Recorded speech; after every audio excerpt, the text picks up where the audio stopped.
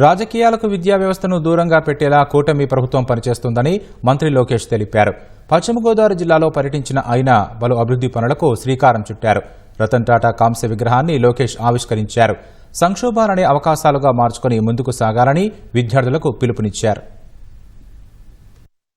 పశ్చిమ గోదావరి జిల్లా ఉండి భీమవరం నియోజకవర్గాల్లో మంత్రి లోకేష్ పర్యటించారు. పలు అభివృద్ధి కార్యక్రమాలకు శ్రీకారం చుట్టారు. ఉండిలో జెడ్పీ ఉన్నత పాఠశాల ప్రారంభించారు. అనంతరం 10వ తరగతి విద్యార్థులతో మాట్లాడారు. వచ్చే విద్యా సంవత్సరం నుంచి 10వ తరగతి విద్యార్థులకు పాఠ్యపుస్తకాలతో పాటు గైడ్లు అందిస్తామన్నారు. అక్కడి నుంచి కాళ్ల మండలం పెదమిరం చేరుకున్న లోకేష్ ఉండి ఎమ్మెల్యే ఉపసభాపతి రఘురామకృష్ణంరాజు సహకారంతో ఏర్పాటు చేసిన రతన్ టాటా కాంస్య విగ్రహాన్ని ఆవిష్కరించారు. అనంతరం చిన్నామిరం ఎస్ఆర్కేఆర్ ఇంజనీరింగ్ కళాశాలలో నిర్వహించిన సమావేశంలో పాల్గొన్నారు. ఈ సందర్భంగా రతన్ టాటా సేవలను గుర్తు చేసుకున్నారు. మనందరూ తెలుసు, రాష్ట్రం చాలా ఆర్థిక ఇబ్బందుల్లో ఉంది. ప్రతి నెల 4,000 కోట్ల రూపాయలు డెఫిసిట్ బడ్జెట్లో నడుస్తుంది. శాసనసభ్యులుగా మేము అందరం కంప్లైంట్ చేస్తాం, డబ్బులు లేవు, ఎట్లా చేయాలని. కానీ రఘురాజు గారు క్రైసిస్ ఇస్ అన్ ఆపర్చునిటీగా తీసుకుని నిధులు సమకూర్చి ప్రజల కోసం ఖర్చు పెడతాం జరుగుతుంది. అట్లా ఇక్కడున్న మీరందరూ కూడా you are the future of our state. మీరందరూ కూడా క్రైసిస్ను ఒక ఆపర్చునిటీగా తీసుకోవాలి. మీ సత్తా ఏంటో మీ కుటుంబ సభ్యులకి, మిత్రులకే కాదు, మీరు రాబోయే రోజుల్లో పనిచేసే కంపెనీల్లో చూపించాల్సిన బాధ్యత మీ అందరిపైన ఉంది. విద్యాశాఖకు వచ్చేగల అనేక సంస్కరణలు తీసుకొస్తున్నాం.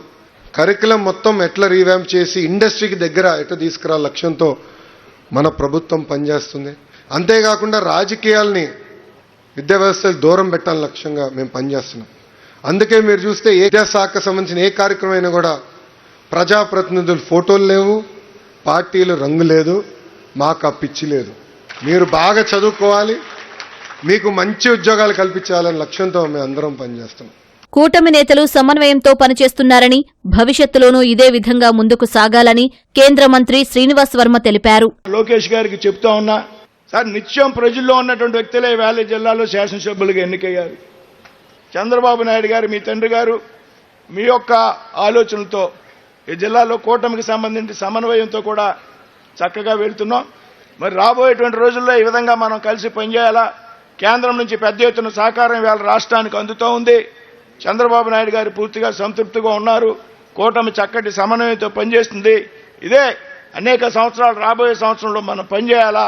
రతన్ టాటా అంటేనే మానవత్వం, మానవత్వం అంటే రతన్ టాటాగా ప్రస్తుతం ఉన్న ఆధునిక యుగంలో మనం చెప్పుకుంటున్నాం.